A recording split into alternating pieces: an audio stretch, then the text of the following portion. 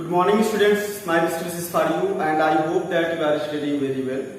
Dear students, we have discussed about Biot-Savart law and our studied experiment in last lecture, and today we will discuss about magnetic field due to long current carrying conductor. तो last day जो Biot-Savart law हम लोगों ने देखा था और आप ये टॉपिक देखेंगे magnetic field due to long current carrying conductor. तो इन दोनों में आपको सिमिलरिटी दिख रही होगी क्योंकि उसमें भी हम लोगों ने एक वायर कंसीडर किया था और यहाँ भी हम लोग एक वायर ही कंसीडर करेंगे। तो आप सोचेंगे कि सर क्यों हम लोग वो फार्मूला यूज करके नहीं फाइंड आउट कर सकते या क्यों हम लोग ये फार्मूला हम लोग फाइंड आउट करेंगे। तो एक्चुअली स्टूडेंट्स वहां पे हम लोगों ने जो फार्मूला डिराइव किया था तो उसका फार्मूला क्या आया था आपको याद होगा, dV equal to mu naught upon 4 pi I dl sine theta divided by I dl sine theta divided by R square. तो यहाँ पे हम लोग यहाँ पे देख रहे हैं स्टूडेंट dl देख रहे हैं, दैट मीन्स यहाँ पे dv देख रहे हैं। दैट मीन्स ये जो कैलकुलेशन हमने किया था, वो जो कैलकुलेशन हमने जो फार्मूला डिराइव किया था वो बहुत छोटे लेंथ का बहुत छोटा सा पार्ट कंसीडर करेंगे, लेंथ का बहुत छोटा सा पार्ट कंसीडर कर रहे थे और उसके थ्रू जो मैग्नेटिक फील्ड प्रोड्यूस हो रही थी वो dV इक्वल टू था। बात समझ पा रहे हो? वायर हमारा बहुत लेंथी हो सकता है, बहुत लंबा हो सकता है, उसकी कंडक्टर कुछ भी, उसकी लेंथ कुछ भी हो सकती है, बट ये फार्मूला हमने डिराइव किया था वो बहुत उसके छोटे पार्ट के थ्रू किसी पॉइंट में कितना मैग्नेटिक फील्ड प्रोड्यूस होगा उसका फार्मूला था। बट अभी तो क्या मतलब, इसका मतलब ये है कि हमको एक प्रॉपर कैलकुलेशन इससे नहीं पता हो पाई थी। यहाँ पे dV dl लिखा हुआ है, दैट मीन्स यहाँ पे हमने डिफरेंशिएट किया हुआ है, अब इसको इंटीग्रेट करना बाकी है। जैसे मैथ्स में हम लोग क्या करते हैं, मैथ्स में जैसे कोई क्वेश्चन दिया होता है, छोटा सा क्वेश्चन कि फॉर एग्जांपल मान लीजिए हमारे पास 5 पेन्स हैं और 5 पेन्स का प्राइस 30 रुपीज है, तो ये बताइए 100 पेन का प्राइस क्या होगा। आप समझ पा रहे हैं क्वेश्चन में एक भी थोड़ा सा बड़ा दिया, 5 पेन का प्राइस जो है 30 रुपीज है और 100 पेन का पूछ रहा है, तो हम लोग कैसे करते हैं, सबसे पहले इसको डिवाइड करते हैं, डिवाइड करके छोटा से छोटा पार्ट का कैलकुलेशन करते हैं, दैट मीन्स 1 पेन का प्राइस कैलकुलेट करते हैं, उसके बाद फिर मल्टीप्लाई कर देते हैं 100 से, हमारा आंसर आ जाता है। तो वैसे ही हम लोग फिजिक्स में भी करते हैं, सबसे पहले हम उस चीज को जो फिजिकल क्वांटिटी कैलकुलेट करनी होगी उसको सबसे पहले डिफरेंशिएट करते हैं। डिफरेंशिएट करने से छोटी से छोटी कैलकुलेशन आती है, उसके बाद क्या करते हैं, उसे हम लोग इंटीग्रेट कर देते हैं, तो इंटीग्रेट करने के बाद पूरा कैलकुलेशन हमारा आ जाता है। बात समझ गए होंगे। तो ये जो हम लोगों ने फार्मूला लिखा था, ये फार्मूला केवल छोटे से पार्ट के लिए था। अभी हम लोग एक लॉन्ग करंट कैरिंग कंडक्टर के लिए फाइंड आउट करेंगे, तो उसके लिए क्या होगा, तो उस डेरिवेशन हमको करना पड़ेगा। ओके स्टूडेंट्स, तो दैट मींस अब हम लोग देखते हैं, यहाँ सबसे पहले हम लोग फिगर ड्रा कर लेते हैं। फिगर ड्रा करते हैं, फॉर एग्जांपल मान लीजिए स्ट्रेट कंडक्टर हम कंसीडर करते हैं कि कंडक्टर कैसा हमारा स्ट्रेट कंडक्टर है और ये हमने ड्रा कर दिया स्ट्रेट कंडक्टर और इस कंडक्टर को हमने कंसीडर कर लिया, एक एंड इसका x है, दूसरा एंड क्या है, y है, और यहाँ पर कोई भी मान लीजिए हम पॉइंट कंसीडर कर लेते हैं P, और P पॉइंट पे हमको क्या करना है, मैग्नेटिक फील्ड इंटेंसिटी कैलकुलेट करना है और इसका जो परपेंडिकुलर डिस्टेंस होगा वायर से P पॉइंट का, परपेंडिकुलर डिस्टेंस मतलब समझते हैं ना, राइट एंगल पे, राइट एंगल पे जो डिस्टेंस है उसे हम लोग कंसीडर कर लेते हैं A, उसका जो राइट एंगल पे जो डिस्टेंस है वो क्या है आपका A है, ठीक है।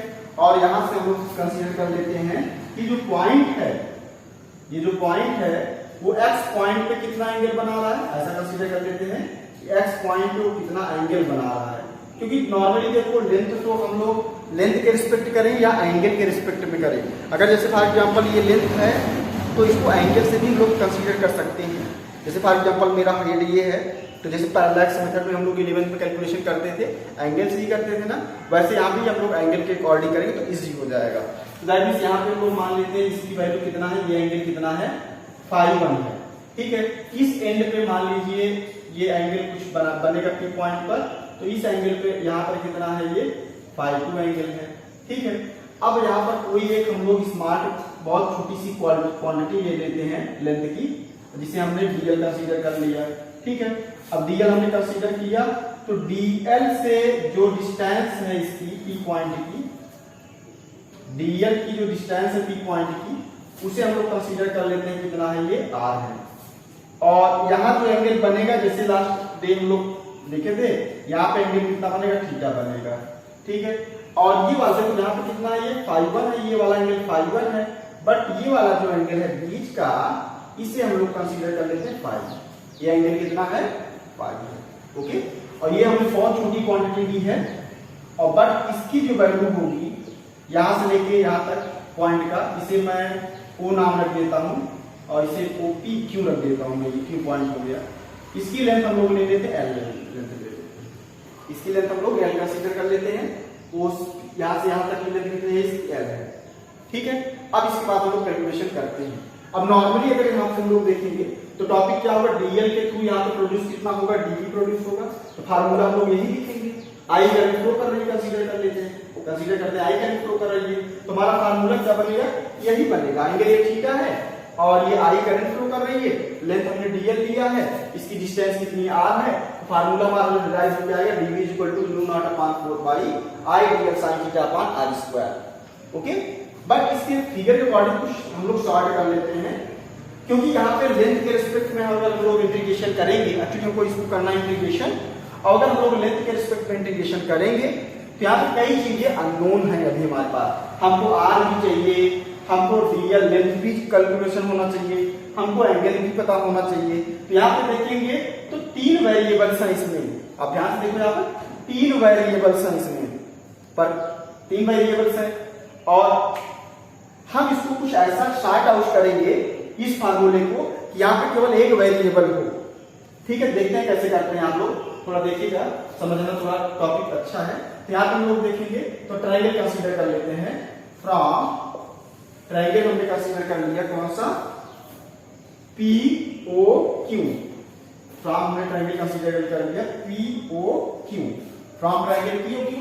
तब यहाँ पे देखेंगे ये राइट एंगल है ना, ध्यान देखो आप, पी ओ क्यू क्या है, राइट एंगल ट्रायंगल है, तो राइट एंगल ट्रायंगल में क्या होता है, दोनों जो इसके एक्यूट एंगल होते हैं, दोनों का सम 90 डिग्री होता है, that means we can write as theta plus phi is equal to 90 degree, that means we can write as phi is equal to, otherwise we can write as theta is equal to 90 minus phi, we can write as theta is equal to 90 minus phi. एक चीज हमको मिल गई, अब हमारा क्या होगा, अब हमको थीटा की जरूरत नहीं पड़ेगी, थीटा क्या रहेगा 90 माइनस फाइव डिग्री, ये एंगल तुमको पता होगा, बट मान लीजिए थीटा नहीं पता है, दैट मींस हम लोग अब फाई से काम चला लेंगे, एक वेरिएबल हमारा रिड्यूस हो गया, ठीक है। अब दूसरा चीज हम लोग देखते हैं, यहाँ पे लोग cos थीटा की वैल्यू निकालते हैं, cos थीटा कैसे लिख सकते हैं उसी ट्रायंगल से, तो cos हम लोग लेंगे 5, cos 5 इक्वल टू वैल्यू क्या है, यहाँ पे देखो ये 5 है, ये एंगल कंसीडर कर रहे हैं cos, तो cos is equal to formula क्या होता है हम लोग जानते हैं,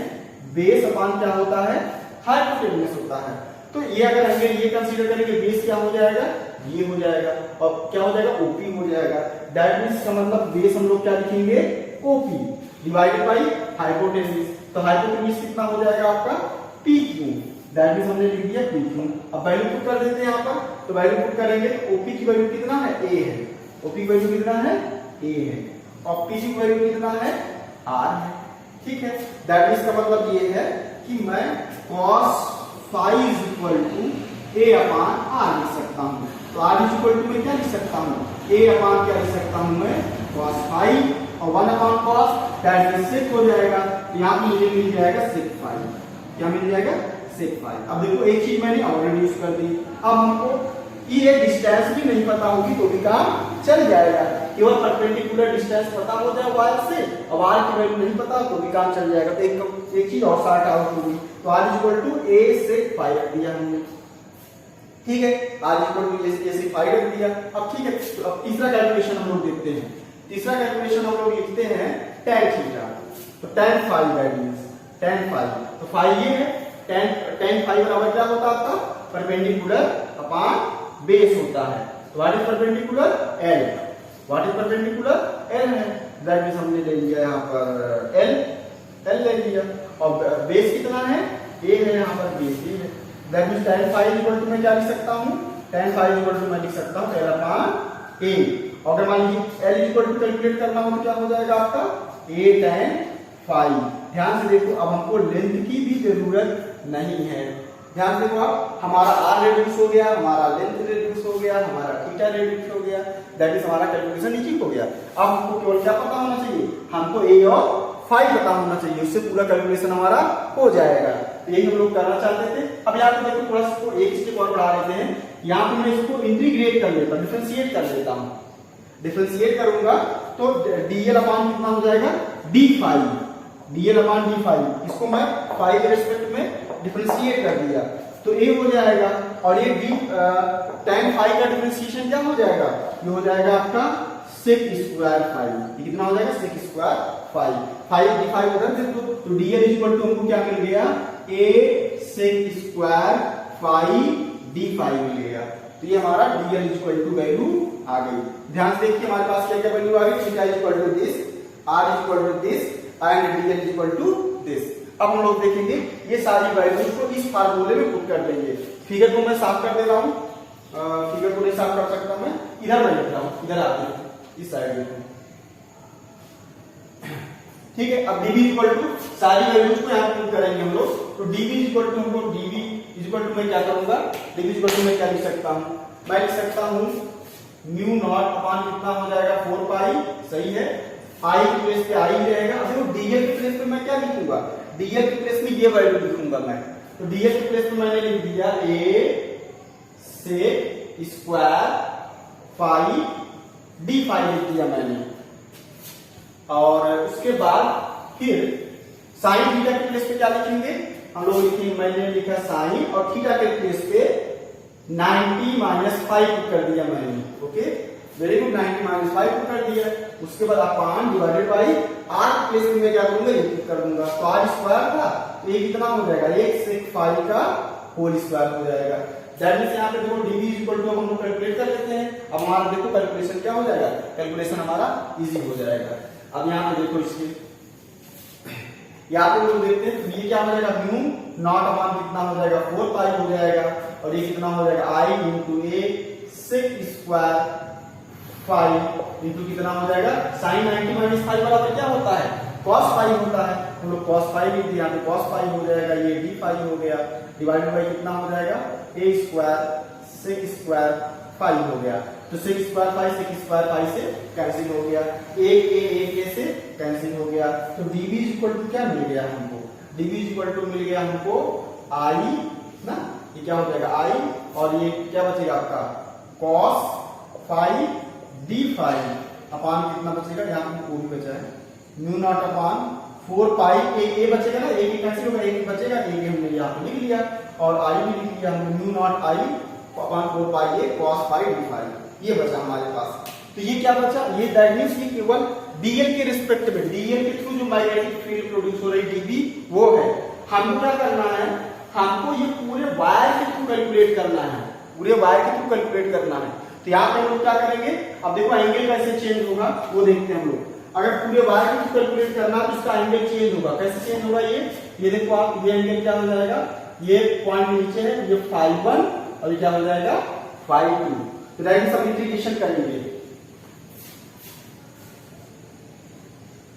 बाय इंटीग्रेटिंग बोथ साइड, हमको इंटीग्रेशन करना पड़ेगा दोनों साइड। तो integration of dv is equal to integration, जो कांस्टेंट है को बाहर ले लेंगे, तो ये सब हमारा क्या है, कांस्टेंट है। दैट मींस म्यू नॉट क्या हो गया, कांस्टेंट हो गया, अपान 4 पाई कांस्टेंट हो गया, i अपान a भी कांस्टेंट हो गया।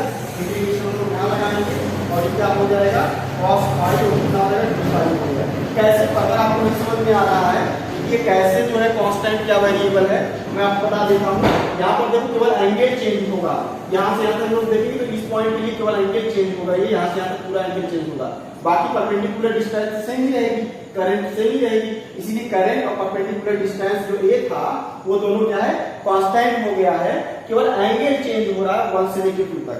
तो यहाँ पर देखेंगे लोअर, अब यहाँ पे लिमिट लगाना पड़ेगा हमको, अपर लोअर लिमिट और अपर लिमिट। तो लोअर लिमिट कितना है -5, क्योंकि ये मीन वैल्यू के नीचे इसके साइन क्या लेंगे हम लोग माइनस लेंगे, और इसके ऊपर वाला ये क्या लेंगे -φ1, तो क्या हो जाएगा φ2, -φ1 से लेके φ2 तक ये मतलब कैलकुलेशन करेंगे। अब इसके बाद हम लोग क्या करते हैं, इसका इंटीग्रेशन कर लेते हैं। अब इसका इंटीग्रेशन कर लेते हैं हम लोग। तो यहाँ पर देखेंगे cos फाई डी फाई, तो cos फाई का इंटीग्रेशन क्या होता है जानते हो आप लोग, integration of cos phi D phi की वैल्यू क्या होती है, इसकी वैल्यू होती है sin फाई होती है। यहाँ पे लोग करेंगे और टोटल अगर मान लीजिए इंटीग्रेशन ऑफ dv कितना हो जाएगा, टोटल मैग्नेटिक फील्ड जिसे हम लोग कैपिटल B से डिनोट करेंगे, तो v इक्वल टू कितना हो जाएगा, म्यू नॉट अपॉन कितना हो जाएगा 4 पाई i अपॉन कितना हो जाएगा a, और cos फाई का इंटीग्रेशन करेंगे तो कितना आंसर आएगा आपका sin फाई, और यहाँ पे वैल्यू रखेंगे माइनस फाई 1 से लेके प्लस फाई 2 तक, ये हो गया। अब b इक्वल टू कैलकुलेट कर लो आप, तो म्यू नॉट अपॉन कितना हो जाएगा 4 पाई i अपॉन कितना हो जाएगा a। लास्ट ईयर हम लोग 11th में जब पढ़ रहे थे तो वहां पे हमने आपको इंटीग्रेशन लिमिट रखना बुक किया था। इसे क्या बोलते हैं, अपर लिमिट, इसे क्या बोलते हैं, लोअर लिमिट। तो फॉर्मेट क्या होता है हमारा, upper limit minus lower limit. तो अपर लिमिट रखेंगे तो कितना हो जाएगा, ये आपका साइन कितना हो जाएगा फाई 2 हो जाएगा, और लोअर लिमिट रखेंगे तो कितना हो जाएगा माइनस, और ये भी माइनस है तो साइन कितना हो जाएगा माइनस फाई 1 हो जाएगा। तो यहाँ पे देखेंगे, अब हम लोग जानते हैं, क्या जानते हैं, sine minus theta equal to क्या होता है, माइनस साइन थीटा होता है। तो ऐसे ही क्या हो जाएगा, sine minus phi 1 equal to क्या हो जाएगा, माइनस हो जाएगा। तो b इक्वल टू जो वैल्यू आ गई म्यू अपॉन कितना हो जाएगा 4 pi, mu upon 4 pi i upon कितना हो जाएगा a हो जाएगा। तो इस केस में कितना इसकी वैल्यू हो जाएगी, ये प्लस हो जाएगा, ये क्या हो जाएगा फाई 2 और माइनस माइनस माइनस क्या हो जाएगा प्लस हो जाएगा फाई 1 साइन फाई। अब देखो ये ध्यान से देखो, इससे हम लोग ये क्या होगा, ये वैल्यू आ गई हमारी, हमारा एक्चुअल फार्मूला क्या है, ये है कि किसके लिए, हमारा ये magnetic field due to long current carry conductor के लिए। अगर हमको किसी भी वायर के थ्रू मैग्नेटिक किसी पॉइंट मैग्नेटिक फील्ड कितना जनरेट हो रही है वो कैलकुलेट करना, तो ये वाला फार्मूला हम लोग यूज करेंगे। फाई 1 फाई 2 क्या होगा, इसका इस साइड एंगल, इस साइड एंगल परपेंडिकुलर है, इस पॉइंट से ऊपर एंगल कितना बना, नीचे कितना एंगल बना, वही